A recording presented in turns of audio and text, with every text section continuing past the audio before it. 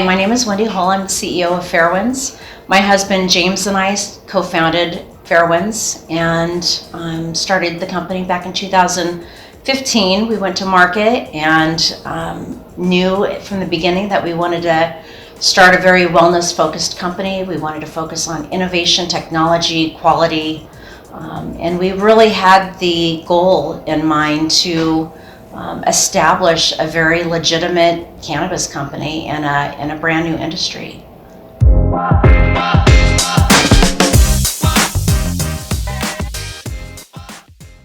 I would describe my leadership style as, I would say, more lead by example. It's really interesting because about 20 years ago I wrote an article that was titled "Our Leaders Made Her Born." And I think that, from my research, it's really both. And one thing that's really important, I think, is finding out and discovering what your leadership style is. And actually, it evolves over time. And so my leadership style is lead by example. Nobody has to ask me to do anything. If I see something that needs to be done, I just do it.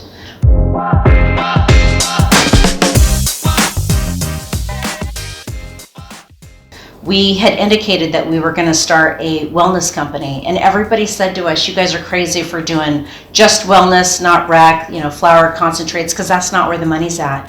But our mission was to help people, to help patients, and we knew that taking a brand new industry, we knew that we could create a very credible company, and we wanted to really, help set the standard in the cannabis industry.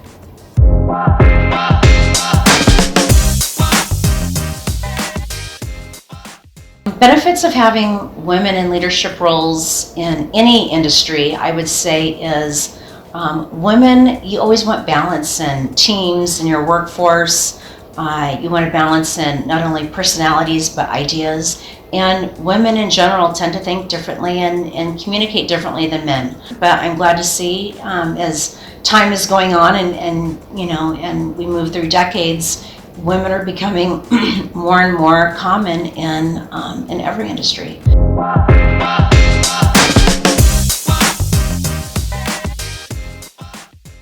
In my generation, women were not told that they could be leaders. We were told that we would grow up and be a secretary. Back then they were called secretaries, now they're called administrative assistants. But that was the goal that, I remember my mom telling me that I would grow up to be a secretary, and at the time that seemed fine, and there's certainly nothing wrong with that.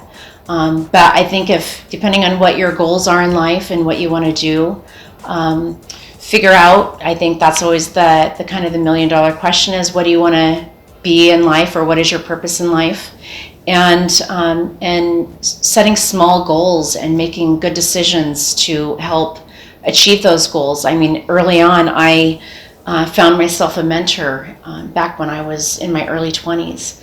And I had no idea what I wanted to do, but I would talk to her and I'd say, I know I want to do more than what I was doing. I was putting myself through school, and I was working in the finance department, and I knew that wasn't my long-term goal, and so I just kept figuring out and doing different things until I got on a path where I was really passionate about what I was doing. And I think that's one of the keys in life, regardless of what you're doing, is to find out what your passion is.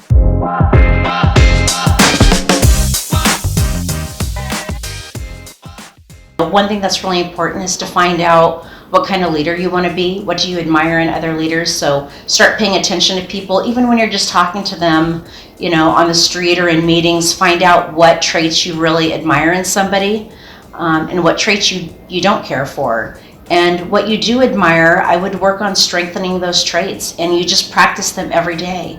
Figure out what you want to be. Talk to people to hold you accountable for your actions and your behavior. I remember even down to improving how I'm communicating to people. I would have an ally in a meeting with me, and I would say, as soon as I am getting too excited, for example, or if I'm being something that I don't want to be, give me a little sign. And so I was constantly trying to improve my communication, which is a really important aspect for any leader is how we're communicating to people. And I very much understand where my strengths and weaknesses are in my communication even today, and always trying to improve it.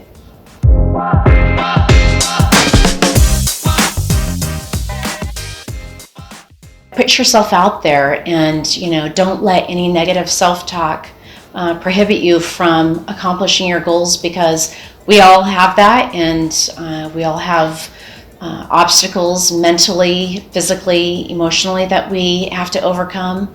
But just know that we all make mistakes, and you just pick yourself up and you move on and you keep trying until you accomplish that goal.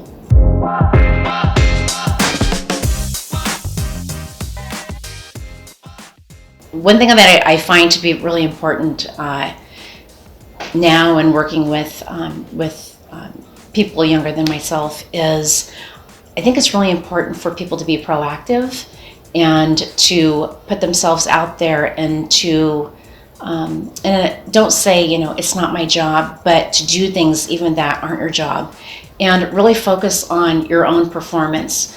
Because one thing is, and I don't know if it was growing up totally broke where I had to go out and accomplish things myself, but I would do everything like it was the most important thing that I've ever done in my life. And I would treat every task like that. And I didn't go into it with expectations that I was going to be rewarded after.